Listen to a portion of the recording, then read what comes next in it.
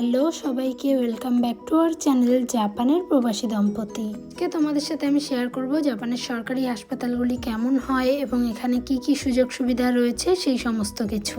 আমি যে রুমে ছিলাম সেই রুমে কি কি রয়েছে সেই সমস্ত কিছুও তোমাদের সাথে শেয়ার করব। টোটাল 5 দিন হাসপাতালে ছিলাম। প্রথম দুদিন আমি খুবই অসুস্থ ছিলাম। দ্বিতীয় দিন রাত 10টা পর্যন্ত আমাকে এমার্জেন্সিতে রেখে ব্লাড দেওয়া হয় এবং তৃতীয় দিন সকাল থেকে আমি একটু ভালো ফিল করি। এই দেখো, আমার দুই হাতে দুটো চ্যানেল করা হয়েছিল এবং দুটো চ্যানেল দিয়েই রক্ত, স্লাইন এই সমস্ত দেওয়া হচ্ছিল।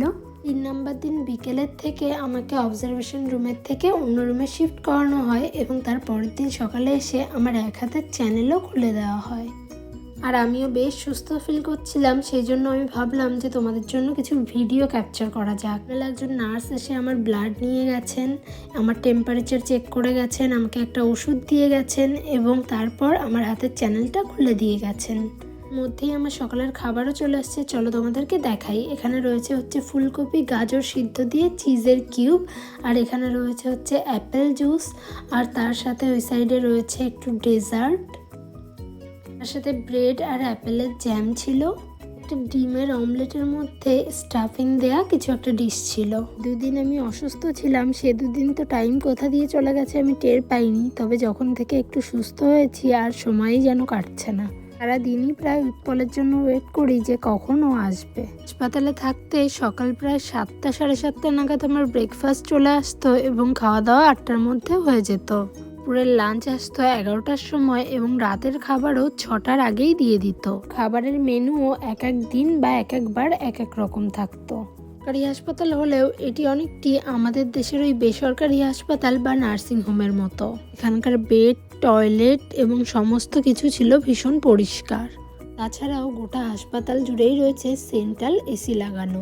একটি জিনিস যেটি এখানে অনেকটাই ভালো এবং পেশেন্টদের জন্য অনেক সুবিধাজনক, সেটি হলো আমাদের দেশে যেমন নার্সিং হোম বা হাসপাতালে যে কোনো পেশেন্ট ভর্তি থাকলে তার কোনো পরীক্ষা নিরীক্ষা করার জন্য আলাদা করে ডায়াগনোসিস সেন্টারে যেতে হয়, জাপানে কিন্তু তেমনটা না। এখানে সরকারি বা বেসরকারি সব হাসপাতালেই জানেন তো এমআরআই মেশিন থেকে ল্যাব সমস্ত কিছুই আছে।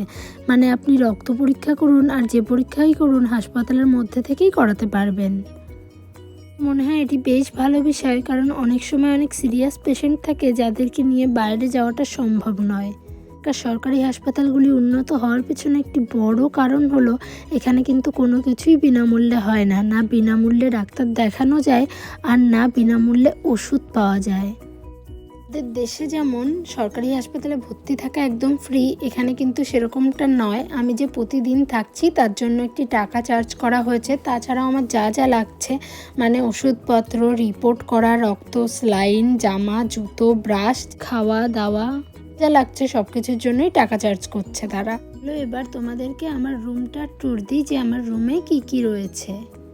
এখন রুম ট্যুর দিতে দিতে কে চলে এসছে। আজকে আমি একটু সুস্থ বলে ওর মুখেও বেশ খানিকটা হাসি ফুটেছে। প্রথমেই দেখাই একটা ওয়ার্ড্রোব, যার ওপরে আমি কিছু ব্যাগ রেখেছি এবং যে জামা কাপড়গুলো আমি পরে প্রথম দিন এসেছিলাম হাসপাতালে সেগুলি রেখেছি যাতে আজকে বাড়ি পাঠিয়ে দিতে পারি।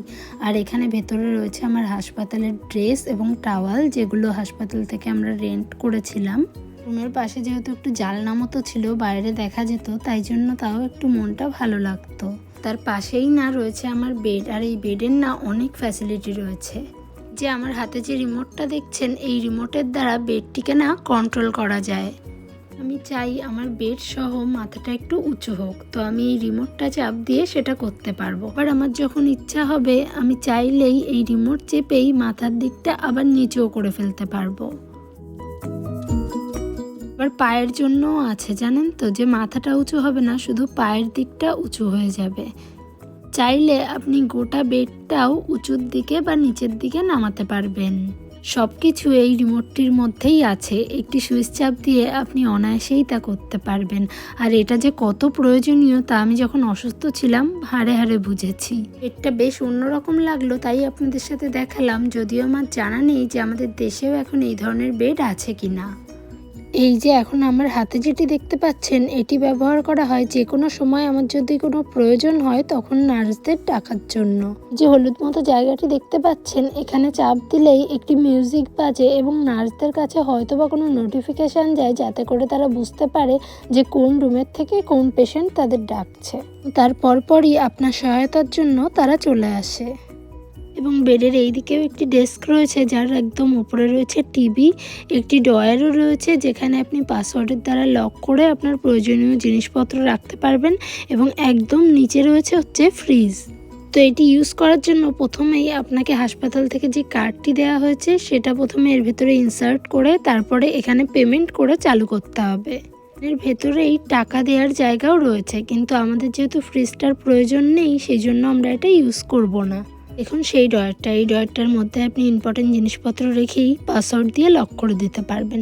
তো আমার জিনিসপত্র তেমন কিছু নেই সাথে, সেই কারণে আমি এটাও লক করিনি।